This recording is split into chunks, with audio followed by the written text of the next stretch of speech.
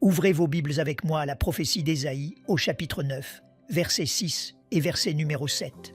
Et je veux parler 1 minute, si je le peux, de l'Évangile selon Ésaïe. L'Évangile selon Ésaïe. Car un enfant nous est né, un fils nous est donné, et la domination reposera sur son épaule. On l'appellera admirable, conseiller, Dieu puissant, Père éternel, Prince de la paix. Donner à l'empire de l'accroissement et une paix sans fin au trône de David et à son royaume. L'affermir et le soutenir par le droit et par la justice, dès maintenant et à toujours. Voilà ce que fera le zèle de l'Éternel des armées. Merci. Vous pouvez vous asseoir. L'herbe sèche, la fleur tombe, mais la parole de notre Dieu subsiste éternellement. L'Évangile selon Ésaïe. Ceux d'entre nous ici qui sont grands-parents savent que vos petits-enfants font de vous des insensés. Ma petite fille m'a piégé pour que je l'emmène faire les courses de Noël et elle a dit assez naturellement « Papy, je ne veux pas dépenser tout ton petit argent. » Et bien sûr, je l'ai remerciée pour cela parce que je suis un citoyen âgé. Je suis sous revenu fixe. Elle a dit « Papy, je ne veux pas dépenser tout ton petit argent, mais j'ai besoin que tu m'emmènes faire les courses de Noël. Et je veux acheter des choses pour ma maman et mon papa et pour Gigi et quelques amis à l'école. » Et puis elle a dit « Je veux que tu prennes quelques petites choses pour moi. » J'ai dit « Eh bien, Noël, je ne suis pas ton papa. Je suis ton grand-père. Les grands-pères et les grands-mères achètent des trucs que tu n'es pas censé avoir. C'est le travail de ton papa de t'acheter ce que tu veux, ce dont tu as besoin. Moi, je te prends juste des cochonneries comme des Twizzlers, de la pâte à modeler et des trucs comme ça. » Elle a dit « Eh bien, je ne vais pas dépenser tout ton petit argent. Je veux juste que tu ailles avec moi au magasin et je veux que tu m'emmènes chez Lululemon pour prendre quelques petites choses. » Et je n'avais jamais entendu parler de Lululemon. Et je lui ai dit « Je ne veux même pas ce nom dans mon esprit, dans mon vocabulaire. Je ne veux même pas dire Lululemon. » Alors, je suis allé chez Lululemon dans la Galleria parce que les petits-enfants font juste passer les grands-parents pour des idiots. Mais les choses qu'on m'a dit de prendre, parce qu'elles ne voulaient pas dépenser tout mon petit argent, elles étaient en rupture de stock et ils ont dû commander et elles les recevraient plus tard. Les cadeaux arrivent, mais elle les aura plus tard. Les cadeaux arrivent. Mais elle les aura plus tard de chez Lululemon. Les cadeaux sont commandés. Ils arrivent. Ouais, mais elle les aura plus tard. 700 ans avant la naissance de Jésus, Ésaïe a livré un cadeau qui, bien que retardé, a trouvé son accomplissement dans une étable à Bethléem. C'était promis, mais à venir. Car un enfant nous est né, un fils nous est donné, et la domination reposera sur son épaule. On l'appellera admirable, conseiller, Dieu puissant, Père éternel, Prince de la paix. Ça arrive, c'est en chemin. 700 ans avant sa naissance, il fut prophétisé que Jésus était en chemin. Je veux que vous regardiez avec moi dans ce texte la nature de Jésus. Car un enfant nous est né, un fils nous est donné. Il était l'enfant terrestre d'un Père céleste et le Fils céleste d'une mère terrestre. Un enfant né parle de son humanité. Un fils donné parle de sa divinité. Théologiquement, cela s'appelle l'union hypostatique. L'union hypostatique est une doctrine chrétienne centrale expliquant que Jésus est une personne avec deux natures distinctes, pleinement divine et pleinement humaine, unies sans confusion, changement, division ou séparation. Le terme union hypostatique vient du mot grec hypostasis, signifiant substance ou subsistance. La doctrine fut formellement définie au 5e siècle lors du concile de Chalcédoine en 451 après Jésus-Christ, pour combattre les hérésies qui prétendaient diviser le Christ en deux personnes séparées. Écoutez-moi, frères et sœurs. Jésus n'a pas commencé avec Marie et une mangeoire à Bethléem. L'un des principaux outils du diable est de nous amener à parler d'une mangeoire à Noël et d'une croix à Pâques. Jésus n'était pas le Fils de Dieu parce qu'il était né d'une vierge. Il est né d'une vierge parce qu'il était le Fils de Dieu. Voulez-vous savoir ce que Noël signifie vraiment ? Noël signifie que Dieu a traduit la parole dans une langue que nous pouvions comprendre. Et en traduisant la parole dans une langue que nous pouvons comprendre, rien n'a été perdu dans la traduction. Au commencement était la parole, Et la parole était avec Dieu. Et la parole était Dieu. Et la parole a été faite chair, et elle a habité parmi nous, pleine de grâce et de vérité. Et nous avons contemplé sa gloire, une gloire comme la gloire du Fils unique venu du Père. Jésus est Dieu en abrégé. Jésus est Dieu avec de la poussière peinte sur lui.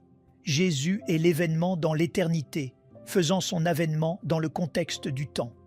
Jésus est la divinité tabernaclant dans une demeure d'argile. Jésus est Dieu à hauteur Dieu. Nous ne pouvions pas comprendre Dieu dans le Nouveau Testament, dans l'Ancien Testament. Je suis désolé. Alors Dieu a dû devenir comme l'un de nous dans le Nouveau Testament. Donc Jésus est Dieu compréhensible, Dieu intelligible, Dieu à un niveau avec lequel nous pouvions être d'accord. C'est la nature de Dieu.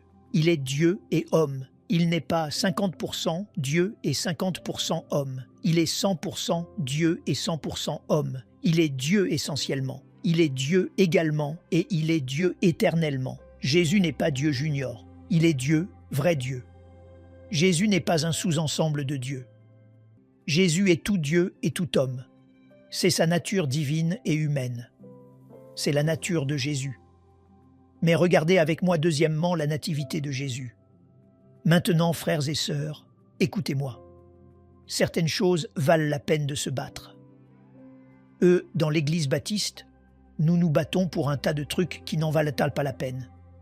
Mon pasteur disait, si vous voyez 3 personnes debout en train de parler et que l'une d'elles s'éloigne, ils doivent être baptistes parce que nous ne pouvons rester ensemble sur rien. Nous nous battons pour les couleurs de la journée des femmes. Nous nous battons pour les corsages et les housses de siège. Nous nous brouillons les uns avec les autres pour des trucs qui n'ont pas vraiment d'importance. Quelqu'un raconte des ragots sur vous et vous arrêtez de venir à l'église. Quelqu'un ne vous aime pas et vous quittez la chorale et les gens parlent de vous et vous allez rejoindre une autre église et vous passez à un autre niveau et tout ce genre de bêtises. Vous fâchez contre votre église et ensuite vous apportez ce désordre à l'église de quelqu'un d'autre. La chose étrange à ce sujet est que vous ne vous fâchez qu'après que nous avons payé votre loyer. Après que nous avons remis votre téléphone en service, alors vous vous fâchez. Je vais prêcher là-bas, à Wheeler Avenue, et des gens que j'ai envoyés à l'université, ils chantent dans la chorale là-bas, à Wheeler Avenue, et ils sont passés à un autre niveau. J'ai dit, oh, c'est vrai, vous passez à un autre niveau. Vous allez à l'église où le pasteur m'écoute prêcher tous les dimanches matins. Les nègres et les mouches, je les méprise. Laissez-moi avancer avant que je ne commence à jurer ici même. Certaines choses valent la peine de se battre, mais certaines choses, vous devriez juste les laisser passer et juste laisser glisser sur vous. Mais la naissance virginale vaut la peine de se battre. Maintenant, nous allons devoir nous brouiller là-dessus. Nous allons devoir nous brouiller sur le fait que vous croyez à la résurrection ou non. Si vous ne croyez pas à la résurrection, nous allons devoir avoir une dispute à ce sujet. Parce que si la naissance virginale n'est pas vraie, alors la Bible est un mensonge. Marie est immorale et Jésus est illégitime. S'il n'y a pas de naissance virginale, il n'y a pas de vie sans péché. Et s'il n'y a pas de vie sans péché, il ne peut y avoir de sacrifice parfait. S'il n'y a pas de sacrifice parfait, alors il ne peut y avoir d'expiation. Et dans le langage du grand apôtre Paul, nous serions les plus malheureux de tous les hommes. Jésus est venu comme il l'a fait pour être ce qu'il était, pour faire ce qu'il a fait. Il est devenu ce que je suis pour que je puisse devenir ce qu'il est. Je devais une dette que je ne pouvais pas payer. Alors, il est venu et a payé une dette qu'il ne devait pas. Amen. Il est venu pour suer dans ma chaleur, pour frissonner dans mon froid, pour mourir d'une mort qui aurait dû être la mienne. Il a pris ma place sur la croix. Et à cause de sa naissance virginale et de sa vie sans péché et de sa mort expiatoire, je suis maintenant citoyen d'un autre royaume. Dieu a envoyé son Fils. Ils l'ont appelé Jésus. Oui, il est venu pour aimer, guérir et pardonner. Il a vécu et est mort pour acheter mon pardon. Et une tombe vide est là pour prouver que mon Sauveur vit. Merci mon Dieu. Il est né d'une vierge. Enveloppé de l'ange, couché dans une crèche. Et l'erreur qui est faite à Noël est que nous tombons si amoureux de ce bébé que nous ne réalisons pas que s'il reste un bébé, il ne peut pas nous sauver. Il doit grandir pour devenir un homme afin de mourir sur une croix, parce que l'ombre de la croix plane sur cette crèche. Parce que les gens qui ne vont même pas à l'église aiment la scène de la nativité. Les gens qui ne font même pas confiance à Dieu chantent « Écoutez le chant des anges ». Les gens qui ne vont même pas à l'église chantent « Joie dans le monde » parce que « Oh, quel joli petit bébé ». Tout le monde aime un bébé, peu importe à quel point ce bébé est laid. Tout le monde aime un bébé.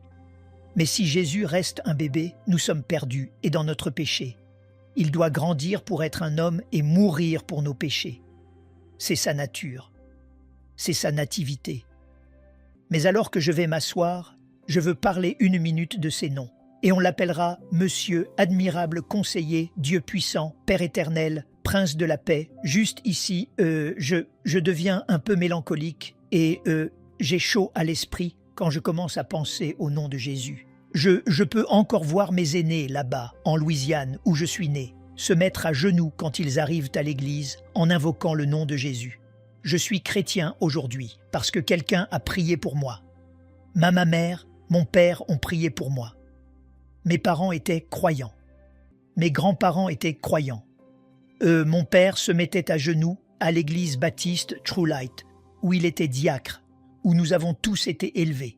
Et il se mettait à genoux et appelait chacun de nos noms et disait à Dieu où nous vivions, comme si Dieu ne savait pas où nous vivons. Et puis il demandait au Seigneur, « Si tu vois mes enfants aller dans une voie dans laquelle je ne les ai pas élevés, saisis-les par les rênes de leur esprit et fais-les faire demi-tour avant qu'il ne soit éternellement trop tard. » Et ma mère, quand elle est devenue trop vieille pour se mettre à genoux, s'asseyait sur le bord du lit et elle demandait au Seigneur, « Si je ne suis pas là, permets que le cœur de quelqu'un soit tendre envers mes enfants. » Et chaque fois que quelqu'un se met en quatre pour être gentil avec moi, j'entends ma mère dire « Si je ne suis pas là, permets que le cœur de quelqu'un soit tendre envers mes enfants. » Et ils invoquaient le nom de Jésus. Ils n'avaient pas grand-chose. Ils étaient dégradés et ils étaient repoussés. Ils étaient reniés et négligés. Ils devaient descendre du trottoir quand les Blancs passaient. On les appelait oncles et donzelles. Ils n'étaient personne, du lundi au samedi. Mais le dimanche matin, quelque chose s'emparait d'eux et ils allaient à l'église avec les meilleurs vêtements qu'ils pouvaient trouver et commençaient à invoquer le nom de Jésus. Et nous voici avec 3 voitures dans le garage. Des opportunités qu'ils n'ont jamais eues auparavant, des salaires à 6 chiffres, des maisons à demi-niveau, des emplois au centre-ville, et nous allons à New Faith et Lily Grove et agissons comme si nous ne savions pas qui nous a gardés. Vous avez traversé tout un culte d'adoration, et certains d'entre vous n'ont même pas ouvert la bouche.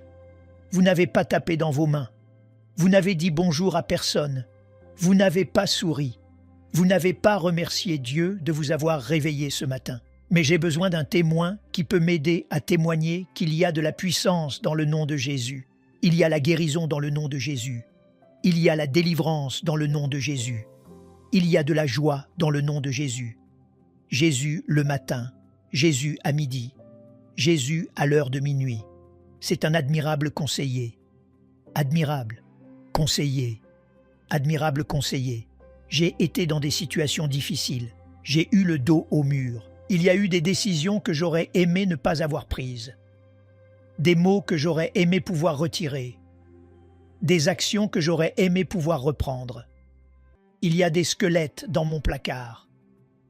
Et si j'ouvrais la porte, chacun d'eux tomberait juste maintenant, et je devrais ramper hors de cette église de honte. J'ai dû aller vers Jésus et lui demander la sagesse, et lui demander conseil, lui demander de me conduire autour de certains trucs et loin de certaines personnes. Si vous voulez être chrétien ce matin, il y a des gens que vous allez devoir retirer de vos amis. Il y a des gens dont vous allez devoir vous éloigner. Il y a des gens avec qui vous allez devoir vous désassocier.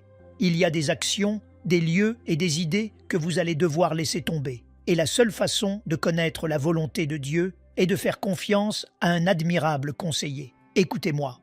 Je ne suis pas sur Facebook. Je ne sais même pas comment poster quoi que ce soit sur Facebook. Je ne connais rien aux réseaux sociaux du tout. Je ne suis toujours pas là. Mon frère. J'ai des amis à la maison qui ont mon âge. Nous avons obtenu notre diplôme d'études secondaires ensemble et ils ont demandé à mon frère « Comment va Terry? Est-il sur Facebook? Je peux le contacter sur Facebook. » Mon frère dit « Non, il n'est pas encore au 21e siècle. Si tu veux le contacter, tu vas devoir l'appeler ou lui écrire une lettre. » Il écrit encore des lettres, c'est dire à quel point il est ignorant. Il est encore. Et je le suis, André. Si. Je savais où je pouvais aller payer ma facture d'électricité physiquement. J'irai là-bas et je paierai ma facture d'électricité. Je suis juste de cette école. Je suis juste, vous savez, c'est juste la façon dont j'ai été élevé. Si je savais où les gens de Reliant Energy prendraient de mon argent, j'irais là-bas et je l'apporterais parce que je ne paie rien en ligne, parce que je ne fais pas confiance à ça. Je ne suis pas sur Facebook, donc je n'aurai pas à vous retirer de mes amis et vous n'aurez rien à faire de tout ça. Mais je dis beaucoup de choses folles à Lily Grove et j'essaye d'être intelligent ici à New Faith. Mais de temps en temps, ça m'échappe là-bas à Lily Grove. Et les gens envoient de la correspondance sur notre site web. Et ils vont en ligne et disent des choses insultantes et disent des choses que je ne devrais pas faire. Et pourquoi j'ai dit ceci ou pourquoi j'ai fait cela. Et ça ne m'arrive jamais parce que je ne suis pas en ligne. Et j'aimerais que quelqu'un leur dise qu'ils doivent m'écrire s'ils veulent m'insulter. Ils vont devoir m'écrire une lettre ou ils vont devoir m'appeler et alors je pourrai vraiment m'y mettre quand ils m'appelleront. Mais je suis parfois un peu à côté. Je suis plein du diable parfois. Et il y a des jours où je ne ressemble pas à un chrétien. Je n'agis pas comme un chrétien. Je ne sonne pas comme un chrétien. Et si cela vous offense, priez pour moi.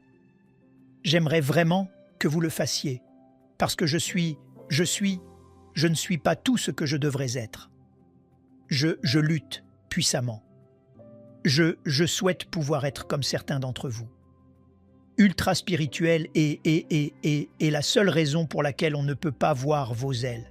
C'est parce que vous avez vos vêtements et vous répondez à votre téléphone. Louez le Seigneur. Et vous êtes trop béni pour être stressé et vous êtes béni et hautement favorisé. Allez vous asseoir quelque part. J'ai besoin d'un escroc ici comme moi. J'ai besoin d'un diable ici comme moi, qui sait que certains jours, vous ne l'avez tout simplement pas. Certains jours, vous êtes juste plein d'enfer.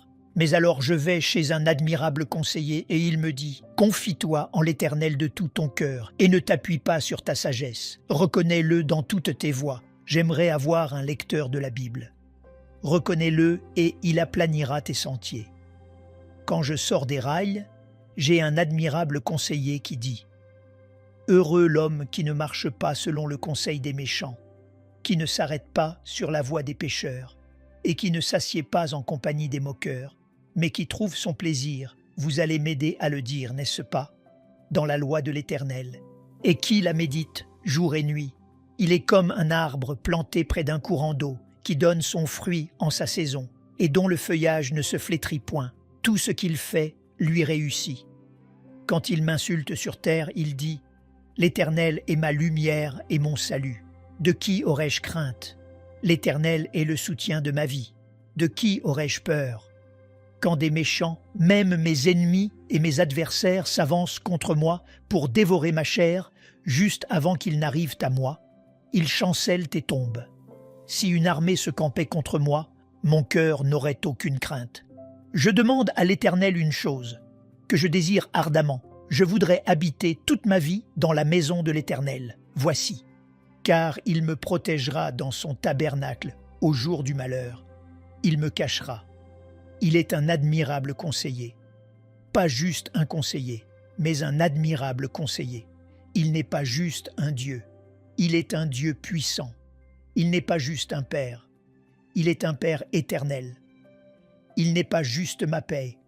Il est un prince de la paix. Il est né contrairement aux lois de la naissance. Il est mort triomphant des lois de la mort.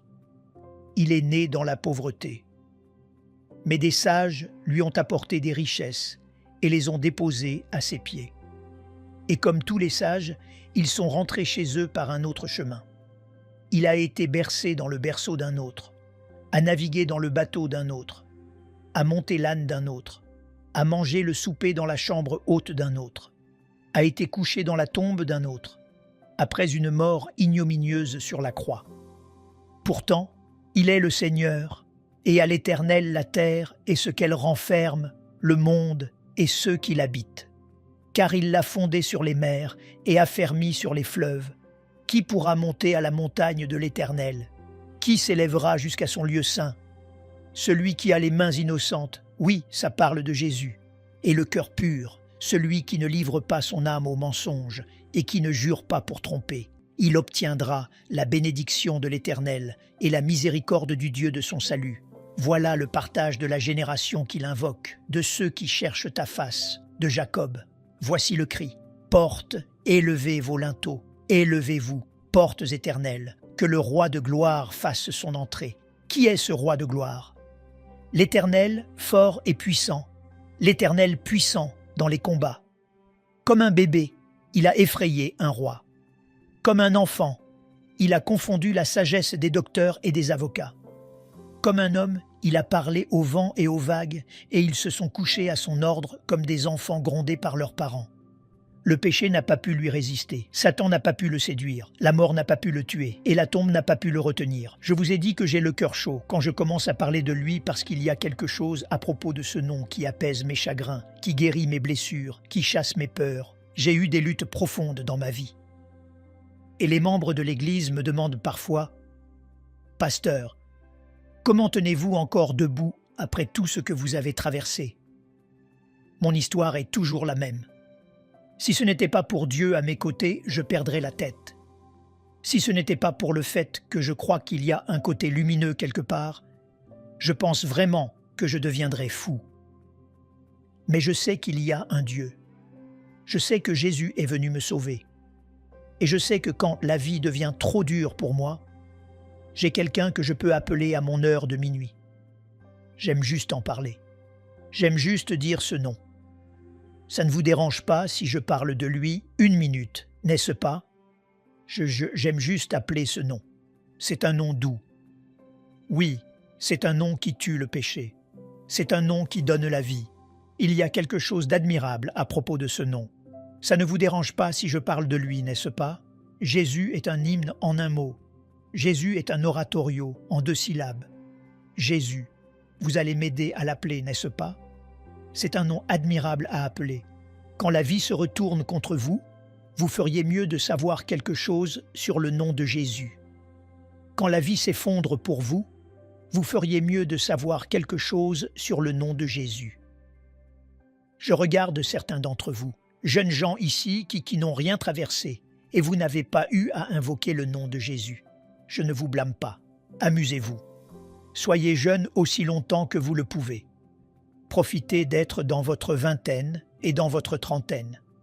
Mais si vous arrivez ici dans votre quarantaine et cinquantaine, et votre soixantaine et votre soixante-dizaine, et que votre santé commence à se briser, et que des amis commencent à mourir, et que des gens que vous aimez se sont retournés contre vous, vous allez avoir besoin d'un ami en Jésus. J'ai besoin de quelqu'un dont le dos a été contre le mur et Dieu a fourni assez d'espace entre votre dos et le mur pour que vous ayez un témoignage ici à New Faith ce matin. Personne ne peut me faire comme Jésus. J'ai besoin d'un témoin ce matin qui sait que Dieu vous fera traverser. Dieu ouvrira une porte pour vous si vous l'avez déjà essayé. S'il est déjà venu à votre secours et que vous n'avez pas honte de témoigner. Si Dieu a été bon pour vous et que vous ne vous souciez pas de qui vous regarde, si Dieu a frayé un chemin pour vous et que cela ne vous dérange pas de témoigner, je ne vais pas vous demander d'attraper votre voisin juste là où vous êtes sur le banc ou là où vous êtes debout. Vous devriez dire à Dieu « Merci pour le nom de Jésus. Merci pour le nom de Jésus. Il est le rédempteur d'Adam. Il est le vengeur d'Abel. Il est le sacrifice d'Abraham. Il est l'arche de Noé. Vous le connaissez, n'est-ce pas? Il est la musique de David, il est la sagesse de Salomon, il est un rocher dans une terre aride, il est un abri au temps de l'orage, il est un ami quand vous êtes sans amis, il est du pain quand vous avez faim, il est de l'eau quand vous avez soif. Vous le connaissez, n'est-ce pas? Il est distinctif en capacité surnaturelle. Il est superlatif en majesté souveraine. Il est exclusif en beauté spirituelle. Il est radieux en splendeur éternelle. Il est incomparable en divinité céleste. Il est un Dieu des dieux. Il est un prince des princes. Il se distingue entre 10 000. Il est un chemin au milieu de nulle part. Il est du pain quand vous avez faim, de l'eau quand vous avez soif. Si le Seigneur a été bon pour vous, vous devriez m'aider à louer son nom. Si le Seigneur a ouvert des portes pour vous, vous ne devriez pas être embarrassé ce matin.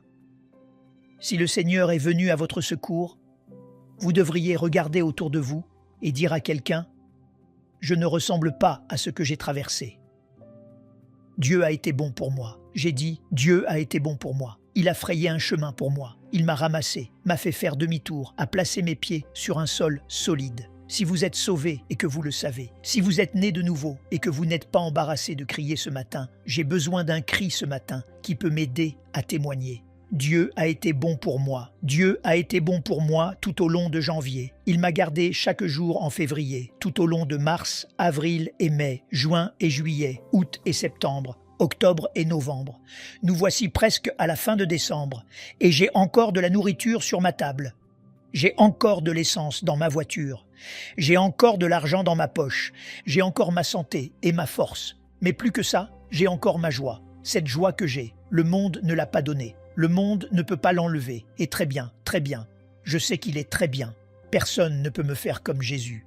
Personne ne peut me faire comme le Seigneur. Nous aimerions vous donner l'opportunité de faire de Jésus le Seigneur de votre vie. Voulez-vous bien prier avec moi? Dites Seigneur Jésus, je me repens de mes péchés. Viens dans mon cœur. Je fais de toi mon Seigneur et Sauveur. Et merci Seigneur pour le baptême du Saint-Esprit en moi. Dans le nom de Jésus. Par cette simple prière, nous croyons que le Saint-Esprit vous conduit sur le chemin de la nouvelle naissance. Allez dans une bonne église dont le fondement est la parole de Dieu, passez par les eaux du baptême et donnez à Dieu la première place. Nous espérons de tout cœur que ce message vous encouragera. Si vous connaissez quelqu'un qui puisse être encouragé, s'il vous plaît, envoyez-le lui pour nous aider à atteindre plus de gens et à propager l'Évangile. Édifions le corps de Christ ensemble. Appuyez sur la cloche des notifications et merci infiniment de nous soutenir en vous abonnant à notre chaîne. N'hésitez pas à laisser vos requêtes de prière dans la section des commentaires. Sachez que même si vous ne voyez pas de réponse à votre requête, que ce soit sur YouTube, email, Facebook ou sur Messenger, nous avons prié pour vous. Nous invitons humblement le corps de Christ à soutenir chaque requête en écrivant une prière dans la section commentaires. Tenez-vous ferme dans la foi avec nous pendant que nous prions. Que la grâce et la paix du Seigneur Jésus-Christ soient avec vous tous et qu'il vous bénisse merveilleusement.